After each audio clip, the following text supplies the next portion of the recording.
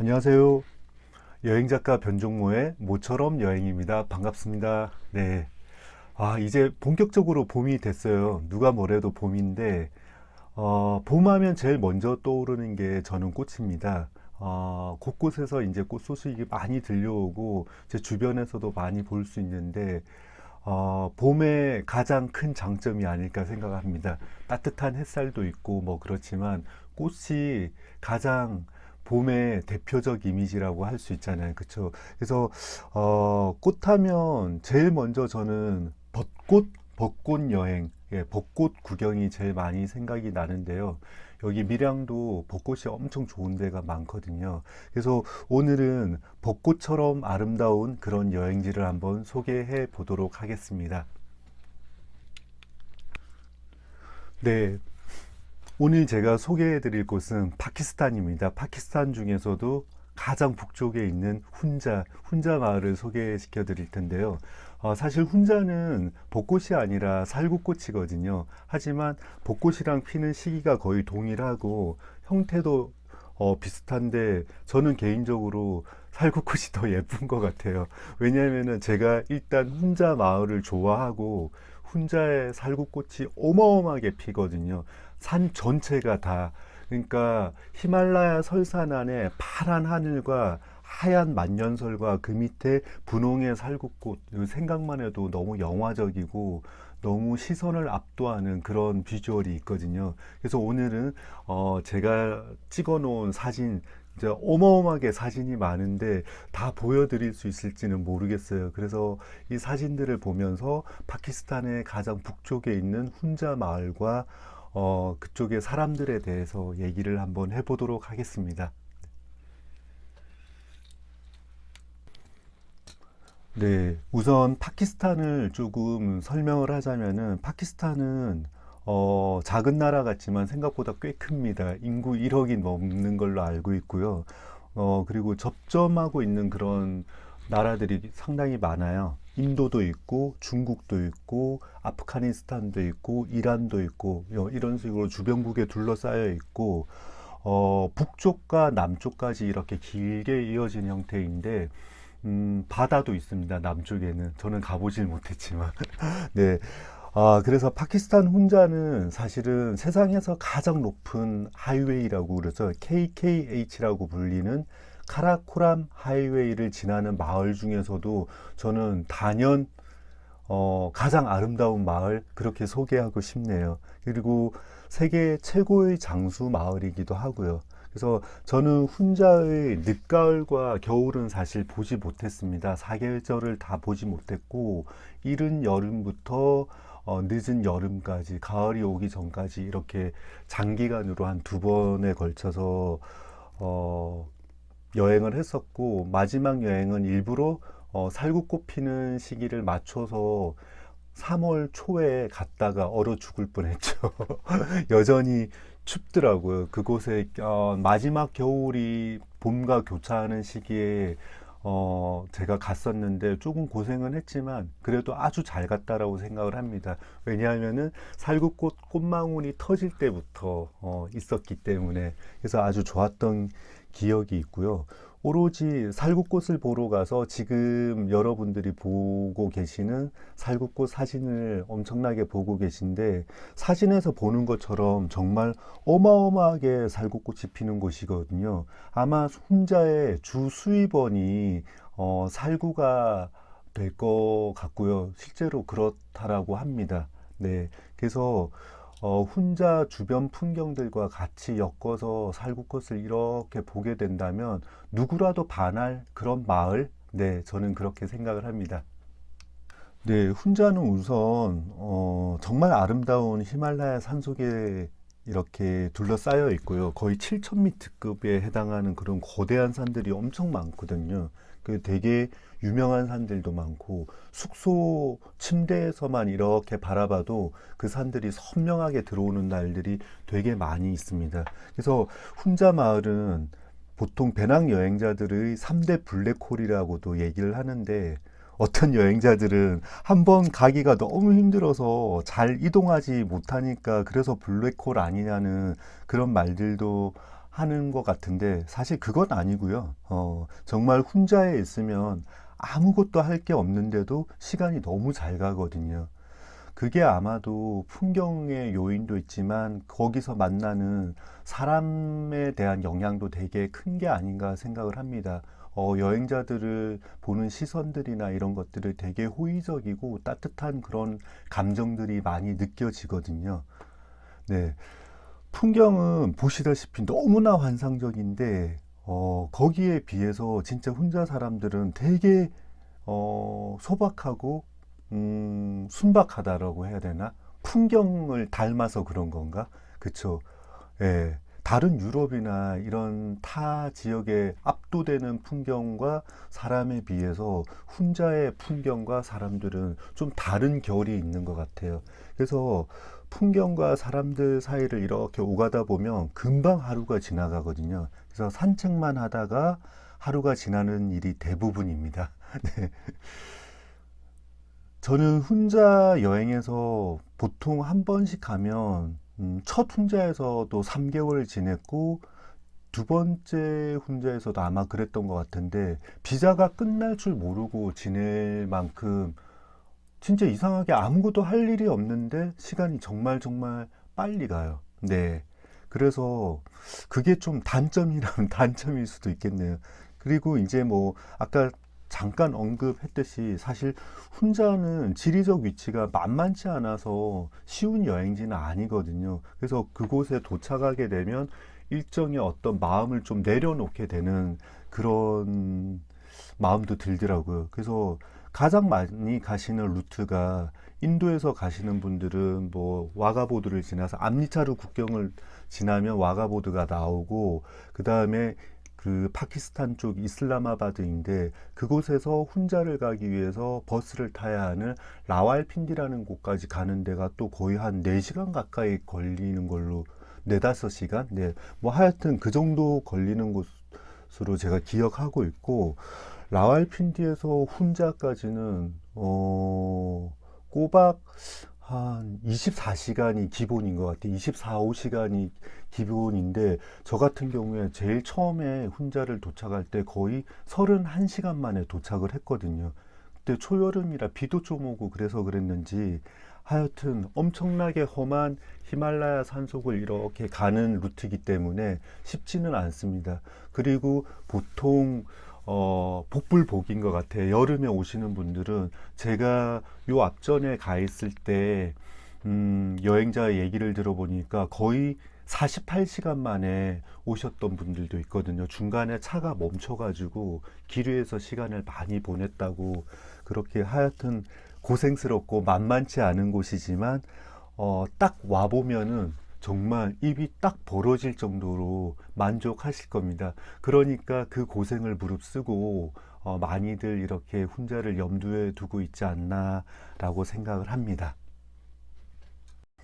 그리고 인도 쪽이 아닌 중국 쪽에서 넘어오시는 분들도 꽤 많아요. 저도 한번 그렇게 넘어갔고요. 중국에서 넘어오는 방법은 일단은 저는 우리나라에서 우루무치까지 비행기를 타고 간 다음에 우루무치에서 또 한 20몇 시간 카스카르까지 이렇게 버스를 타고 가서 거기서 또 카라쿨 호수에서 머물고 있다가 타슈칸을 거쳐서 국경을 넘고 훈자까지 이렇게 내려오는 만만치 않은 여정인데 이 여정도 상당히 아름다운 그래야 KKH 초입부터 이렇게 시작하는 여행이 되니까 아주 의미가 있는데 이 루트는 사실 겨울에는 변수가 많아서 4월 달까지는 아마 좀 고려를 많이 해야 되는 그런 루트일 것 같아요.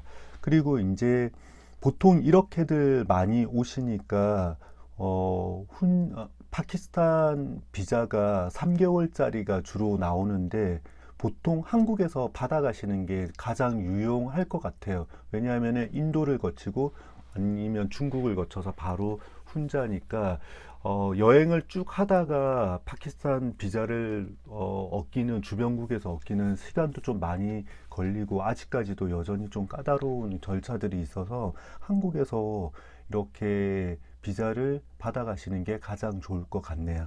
네.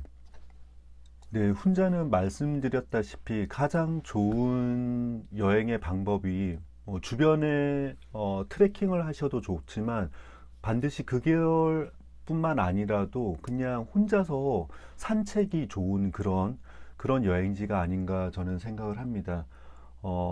거대한 히말라야의 설산 아래를 이 작은 몸 하나가 걸어간다 생각하면 정말 압도적인 풍경에 나라는 작은 존재가 걸어가면서 생각하는, 그러니까 내가 나에게 질문하고 내가 나를 위해 답을 하는, 자문자답을 하면서 걸으며 산책하는 이 정도가 혼자 여행의 가장 좋은 여행이 아닐까 생각을 합니다. 그래서 걸으면서 만나게 되는 풍경, 그리고 풍경 이면의 사람들, 그 사람들을 보면서 많은 생각을 하게 되거든요. 저 같은 경우에 책에도 여러 번 언급을 했는데, 인간이 인간으로 태어나서 살아가면서 사람이 사람을 대할 때 어떤 마음으로, 어떤 시선으로, 어떤 눈길로, 어, 대해야 하는가, 이런 것들을 저는 혼자에서 참 많이 느낍니다. 그 따뜻한 감정들을. 그래서 여러분들은 제가 찍어놓은 사진에서는 다 느낄 수 없고 절대 느낄 수 없습니다. 그리고 제가 만난 사람들의 사진에서도 절대 그냥 예쁘다, 귀엽다, 괜찮다, 뭐 이런 정도는 느낄 수 있지만, 그들이 보내오는 눈빛이나 말투, 그 다음에 마음 씀씀이, 이런 거는 절대 사진으로 표현이 안 되는 거잖아요. 예, 그렇습니다. 그래서 언제 기회가 되시면 꼭 혼자에 있으시길 바라고요. 오늘은 제가 혼자에 대해서 여행의 기억을 들추어서 이렇게 설명하는 것보다 그때 제가 써놨던 그런 감정들이 더 정확하지 않나 해서 그때 썼던 여러 권의 책 중에 또 한 권의 내용을 한번 읽어드리고 이 얘기를 마무리하려고 합니다. 네, 제 책 중에 혼자의 살구꽃에 대해서 신랄하게 적혀 있는 책이 한 권이 있네요. 나조차 나를 사랑하지 못하고에 보면 꽃의 속도를 닮으려 하는 챕터가 있는데요. 이 챕터에는 온통 혼자의 살구꽃에 관한 얘기거든요. 그래서 그 얘기를 좀 읽어 드리겠습니다. 이래도 되는 건가 하는 의문이 생기다가도 이렇게 살아도 사라지는구나 여겨지는 곳, 한없이 느리게 흐르는 시간이 쏜살 같은 곳, 그런 곳이 있다. 벌써 세 번째 이 산중에 앉아서 올 때마다 같은 생각을 한다. 많은 여행자가 예나 지금이나 여기서는 비슷한 생각에 젖어 허우적거린다. 혼자니까. 그래서 혼자니까. 내 비밀의 장소. 이곳은 나의 삶과 또 다른 누군가의 삶이 배타적 경계구역의 가장 안쪽에 위치한 곳일지도 모른다. 누구라도 데리고 오고 싶지만 아무나 데리고 오고 싶지 않은 곳. 혼자 알고 싶은 지구상의 작은 점 같은 곳이었다가 이내 감추지도 못할 정도로 흥분시키게 하는 우주 같은 곳. 비밀이 없는 비밀의 장소. 그곳에 꽃이 떨어지고 있었다. 지상에 태어난 사람들의 수만큼 피었다가 그보다 많은 숫자로 지고 있다. 아주 느리게 느리게 낙하하지만 걷잡을 수가 없다. 봄이다. 서둘러 가야 한다는 것이다. 빛처럼 빠르다. 모든 순간은. 온통 연한 분홍이나 하얀 설산에 가려진 연두색 잎사귀들, 간혹 그 뒤로 지나가는 사람들마저 아지랑이보다 더 따뜻한 이곳은 아주 순하거나 물러터진 성격이 아니면 견디기 힘든 구조의 마을이다. 그러므로 세상에서 가장 오래 산다는 사람들이 이곳에 존재한다. 어머니가 돌아가신 해에도 나는 여기에 있었다. 정확히 말하자면 어머니가 돌아가시기 한 달 전에 추석이 되어가고 있을 즈음 이곳에서 어머니 꿈을 꾼 적이 있다. 지금 눈처럼 흩날리는 꽃잎을 보며 어머니를 이곳으로 모시고 왔으면 아직 살아 계셨을까 하는 멍청한 생각을 했다. 살구꽃에 취해 하루하루를 이런 식으로 가꾼다. 정말 이래도 되나 싶은 거다. 하지만 변명하건대 이건 정말이지 방치하는 것이 아니라 가꾸는 것이다. 방치와 돌봄의 차이는 살구꽃잎 한 장 차이 아니겠나. 너는 그곳에서 너만의 꽃을 피우는 일로 사투를 하고 나는 이곳에서 꽃놀이나 하면서 6,000원짜리 방 안에서 웃을 수 있는 것은 꽃잎 한 장 차이라는 것을 안다. 결국 누군가는 하고 누군가는 하지 않아도 되는 선택의 문제. 우리는 살아가면서 이런 종류의 선택들이 떨어지는 꽃잎만큼이나 많다는 것을 안다. 그 선택을 피할 길은 없을 것이다. 이렇게 무차별적으로 떨어지는 꽃잎을 누가 피하겠는가? 꽃은 결국 피고 만다. 스스로의 의지가 아니다. 방문으로 쏟아져 내리는 풍경 앞에 7,000m 설산이 있고 뒤뜰로 가는 오르막이로 난 아스라한 풍경에 산이 버티고 있다. 몰랐다면 모를까? 어찌 오르지 않을 수가 있을까? 한 번 왔다면 어찌 두 번 오지 않을 수가 있으며 세 번은 너무 당연한 것이라 생각한다. 그러니까 극단적으로 말하자면 죽기 직전에 마지막으로 떠올려야 할 풍경이 있다면 살구꽃 지는 훈자의 어느 봄날, 그것이 그리울까봐 나는 죽을 힘을 다해 이 봄의 끝에 서성이고 있다.